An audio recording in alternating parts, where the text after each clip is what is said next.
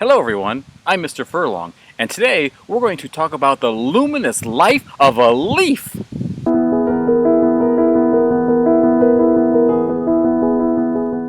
Today we're going to be taking a look at the structure of a leaf and how the process of photosynthesis happens in those leaves. Before we get started, we're going to have a quick review on light energy. Light is actually made up of many colors of light: the reds, orange, yellows, greens, blues, indigos, and violets.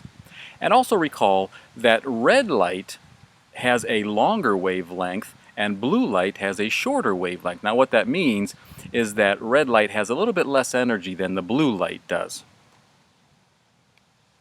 Light is captured by the pigments that are found in the chloroplast of the cells. Here are three different common pigments: chlorophyll A, chlorophyll B, and carotenoids.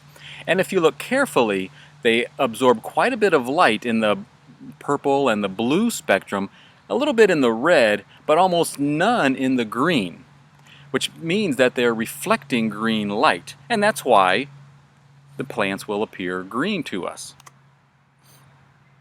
Now the reason why that there's going to be more than just chlorophyll inside of a plant is that by having other colors, it can absorb all the different wavelengths of light. Now certainly chlorophyll is the most common, but there are other pigments in there, and we can see these at a certain time of the year. In the autumn, when leaves start to change colors. So when the chlorophyll breaks down, the next most abundant pigment, whether it's a red pigment or a yellow or an orange pigment, that's what we then see. Those pigments were there all throughout the year. Leaves are perfectly adapted for this process of photosynthesis. They're broad, so they can absorb quite a bit of light. They're real thin, so that light can be able to pass through. Let's take a look at a diagram of a leaf structure.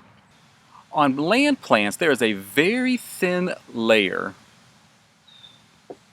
called the cuticle. Now this is a waxy layer that helps to prevent water loss. There's one on the top of the leaf as well as on the bottom.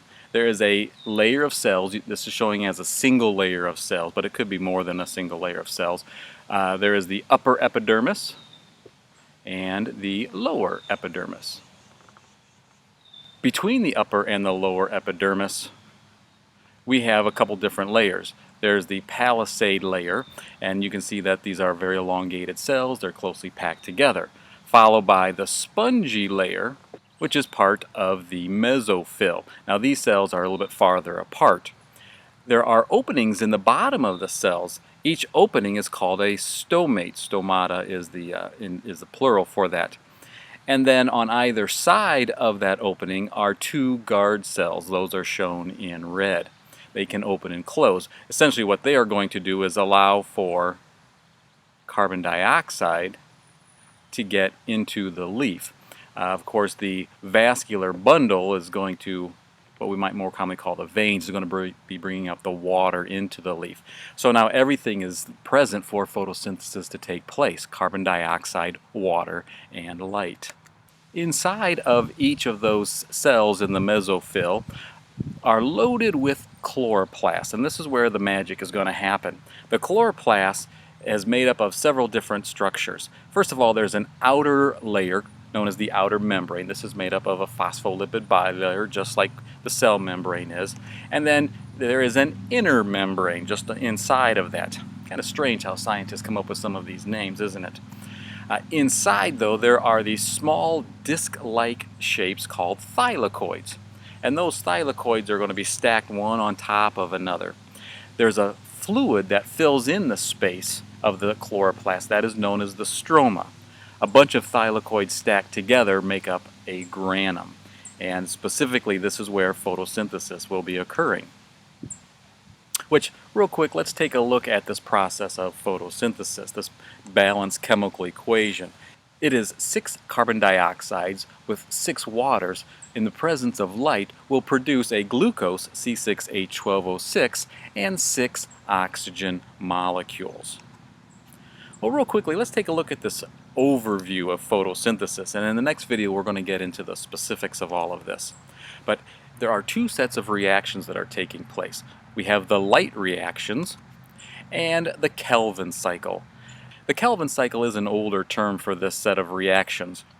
It used to actually be called the dark reactions. I always kind of liked that, the light reactions and the dark reactions. But this was kind of confusing because people thought that the light reactions occurred during the day, the dark reactions occur at night, and that's not what is happening at all.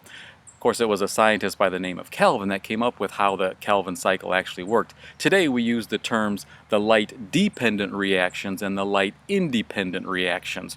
Personally, I think that's hard to say, and so I'm going to just stick with the light reactions and the Kelvin cycle. Now here we see arrows that are pointing to or away from these circles. This is what is required for these reactions and then what is also given off from these reactions. So specifically in the light reactions, of course, we have to have light. Besides light, we need water. And light and water are needed to run the light reactions. Of course, the light is providing for the energy for that. A variety of things are taking place, and oxygen from the water molecule is going to be given off. Now, this is a very important step because oxygen is what we use to breathe. The energy then, as well as the hydrogen, is going to be placed into ATP, adenosine triphosphate, and then another energy-carrying molecule, NADPH, or the nicotinamide adenine dinucleotide phosphate. Now they're going to be used in the Kelvin cycle.